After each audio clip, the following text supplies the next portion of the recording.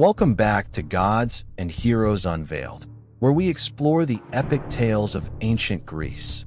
Today, we're diving into a divine showdown, the dispute between Athena, goddess of wisdom, and Poseidon, god of the sea, over the city we now call Athens. It's a clash of brains versus brawn, a contest that shaped a city and its people forever. Curious about how it all went down and who won? Then stick around, hit that subscribe button, and let's unravel this godly rivalry together. The dispute between Athena and Poseidon, Greek mythology. 1. The origins of Athena and Poseidon. The dispute between Athena and Poseidon didn't come out of nowhere. It's rooted in their origins, their powers, and their places in the Greek pantheon. These weren't just gods. They were forces of nature and intellect, siblings with a shared lineage but wildly different temperaments. To understand their rivalry, we need to step back to their births, their domains, and the tension simmering between them long before Athens entered the picture. Poseidon came first, one of the 6 children of the Titans Cronus and Rhea. When Cronus swallowed his offspring to thwart a prophecy, Poseidon spent his early years trapped in his father's gut, along with Hades, Hestia, Demeter, and Hera, until Zeus, the youngest, freed them. In the Titanomachy, the war against Cronus, Poseidon fought with his trident, a weapon forged by the Cyclopes, helping Zeus claim the sky.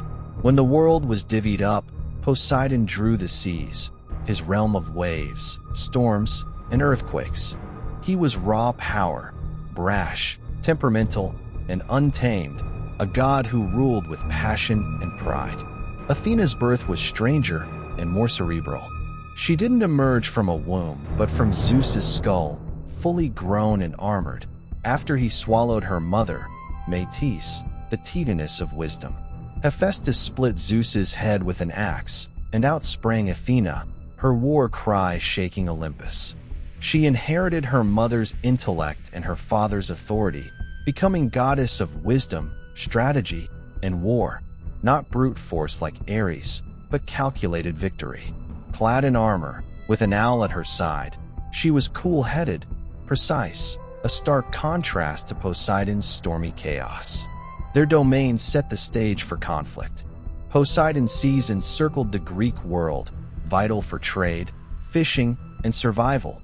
His trident could summon tempests or calm waters, a god every coastal city feared and revered. Athena's gifts were less tangible but no less crucial. She taught weaving, strategy, and justice, her wisdom shaping civilization itself. Both were Olympians, powerful and proud, but their sibling bond was strained. Poseidon, older and elemental, versus Athena, younger and intellectual, each vying for mortal devotion. Their personalities fueled the rivalry. Poseidon was impulsive. Think of him chasing nymphs, fathering monsters like the Cyclops Polyphemus, or shaking the earth in fits of rage. Athena was deliberate, a virgin goddess who prized order over passion, guiding heroes like Odysseus with a steady hand. Their uncle-niece tie, Poseidon as Zeus's brother, Athena his daughter, added a family feud vibe, a dynamic of respect laced with resentment. Poseidon saw himself as a primal force, Athena, a new order, old guard versus upstart. The Greeks loved these contrasts. Poseidon's myths paint him as a god of abundance and destruction, creator of horses, shaker of lands, while Athena's tales highlight her mind. She gifted the loom, the plow, the flute. Their origins reflect the Greek world, the sea's wild bounty versus the city's structured growth. Cities across Greece courted them.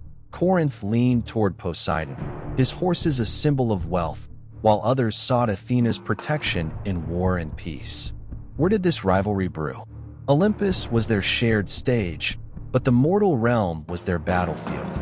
Coastal Greece, with its ports and plains, was prime turf. Cities needed both sea power and strategic smarts. Athens, then a nameless settlement on the Attic Peninsula, became the prize. Its hilltop offered defense, its harbor access to trade, a perfect canvas for their contest. The people, led by King Cecrops, half man, half snake, watched as two gods staked their claims. This origin isn't just backstory, it's the spark of their dispute. Poseidon's might and Athena's mind were about to collide, their gifts a test of what humanity valued most.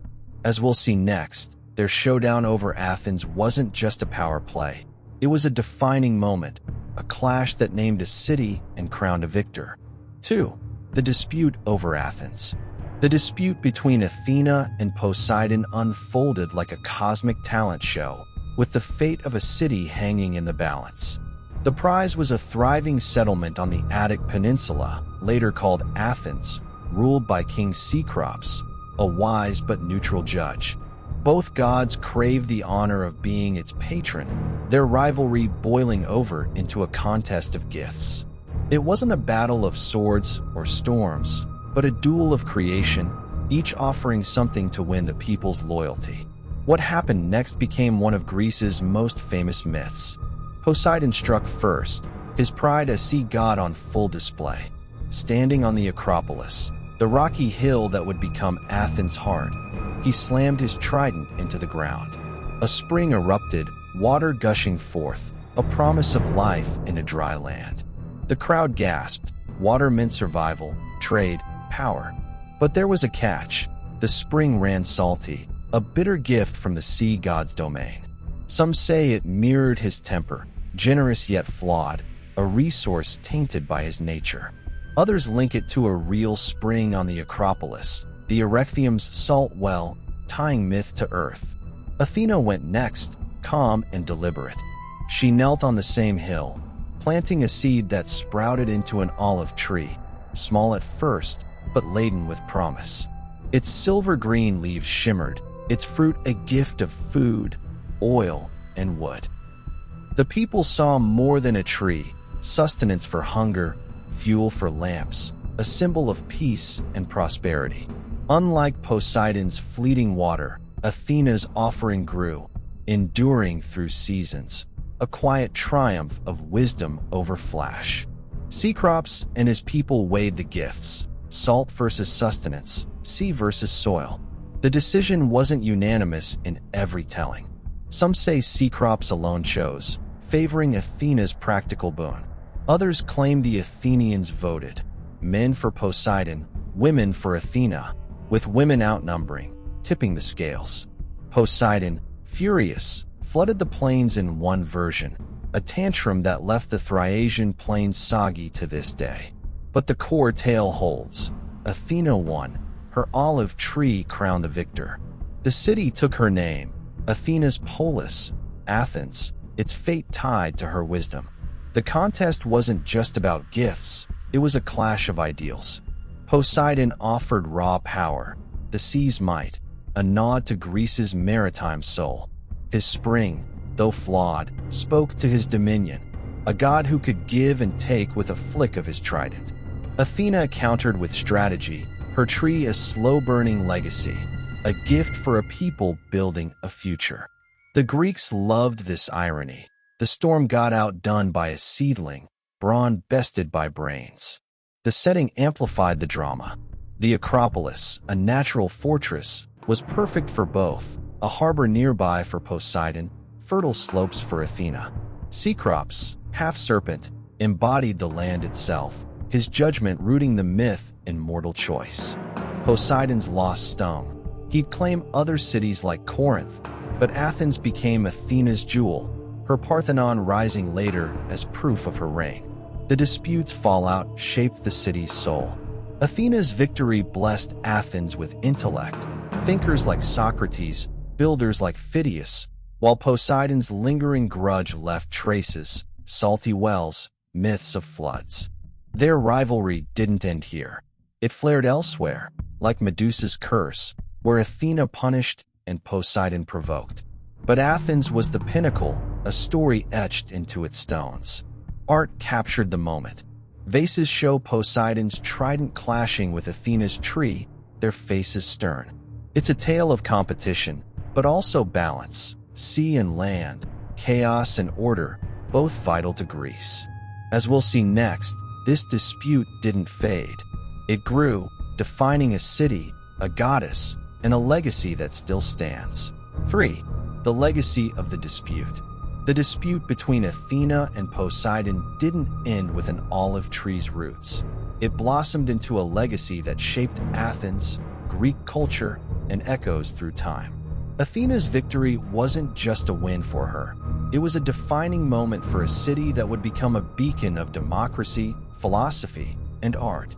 Poseidon's loss didn't dim his power elsewhere, but Athens became Athena's crown, her wisdom woven into its stones, her triumph a tale told for millennia.